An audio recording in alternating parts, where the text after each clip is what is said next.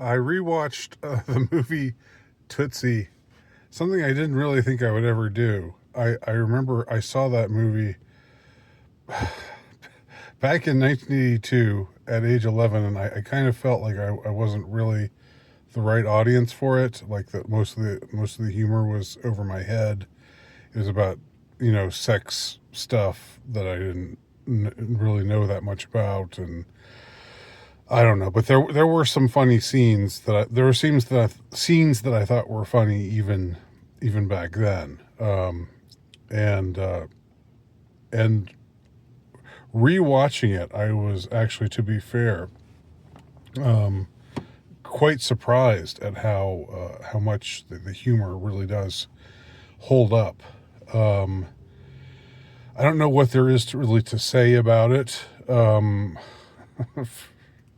I guess that it's the storyline is it's about this actor in New York who's really opinionated and full of himself and kind of abrasive, played by Dustin Hoffman, and who has these very always has these very strong ideas about what how his character should be played, and this, that, and the other thing. And he keeps clashing with directors, and his agent finally tells him nobody wants to hire you. Uh, you've effectively blacklisted yourself because you're so difficult to work with. Um, and that's when he gets this idea to dress as a woman. And again, this is 1982.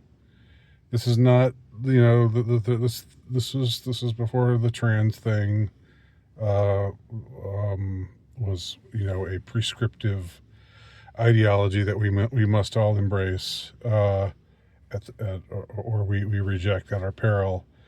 It was just sort of like I'm not saying that there was no social, no degree of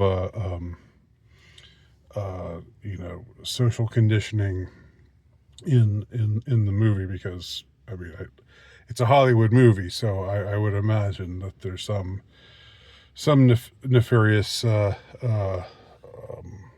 goings on there with the creators as far as steering the culture and what have you.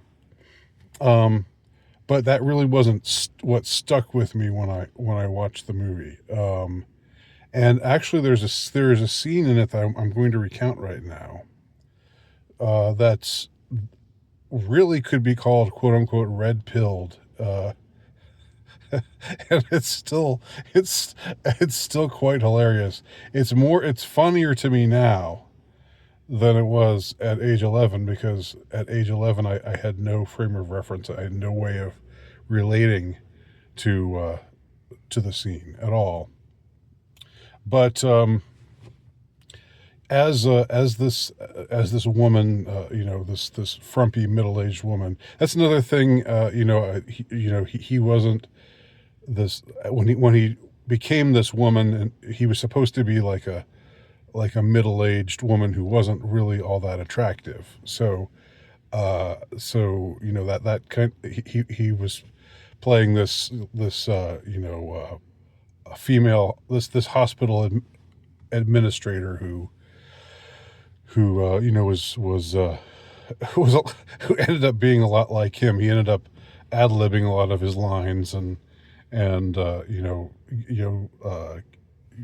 gave this character this feisty edge. I guess feisty might be one word you could use. Um, but she as this woman, she was basically like him, except as a frumpy middle-aged woman. Um, so anyway, there's one scene where he is talking to Jessica Lange, and he of course falls in love with Jessica Lange. He shares a dressing room with beautiful women, Jessica Lange and a young Gina Davis before she was in anything. She's just standing around in a bra and panties, and and he's like desperately pretending. Uh, He's trying not to look at her. He's trying not to get aroused. Um, but he starts talking to Jessica Lange, and they develop a friendship, and she kind of sees him slash her because she's talking to this woman that he's pretending to be. She kind of sees her as this mentor figure, so somebody like an older woman who she can confide in, and she also tries to set her widower father up with Dustin Hoffman as a woman. Also, that's another aspect of the story that ends quite hilariously, played by Charles Durning. Anyhow, she in one scene, Jessica Lange tells Dustin Hoffman slash Tootsie. Well, the name of the movie is Tootsie because the sexist director of this the soap opera, played by Dabney Coleman, always calls her Toots or Tootsie, and she gets indignant about that and says, "I have a name." Um, and so anyway, she Jessica Lange tells him when he's pretending to be a woman. She says, the thing is with men, sometimes they're just so afraid to approach. They're just so afraid of rejection. And she tells him, I would find it really refreshing if a man just walked up to me and said, I find you very interesting and I would really like to make love to you.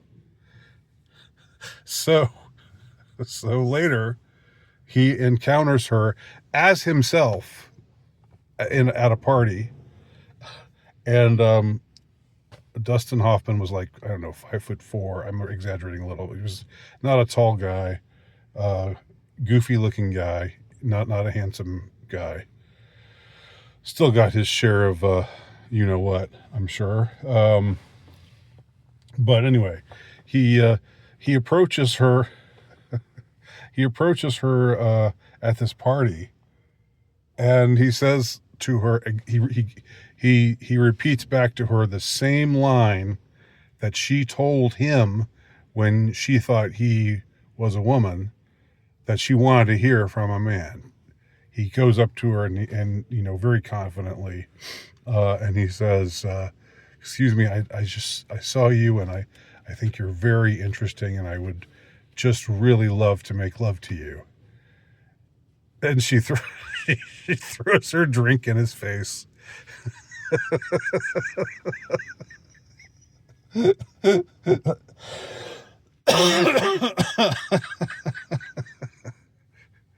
Which anyone could see that coming, right? We could all see that coming, because what women say, I mean, not to sound too much like a red pill manosphere type of guy here, but what women say they want, or maybe even think they want, isn't necessarily what they really want. And maybe she was thinking in her mind's eye that the guy who would approach her like that wouldn't be some short, big-nosed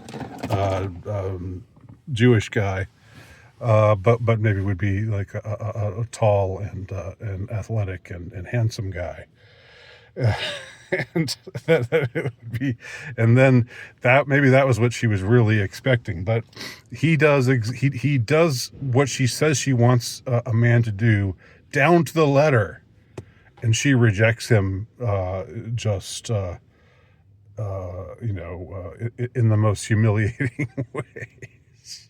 She just throws throws her wine right in his face, and then just stares at him contemptuously. And he excuses himself and rubs his face with some other guy's jacket, the back of some guy's sports jacket, and walks away humiliatedly. Anyway, I liked that scene. I thought that was a funny scene, and it's a, dare I say, a red pill scene before there was any talk of red pill stuff in an old movie from the 80s about a transvestite. There you go.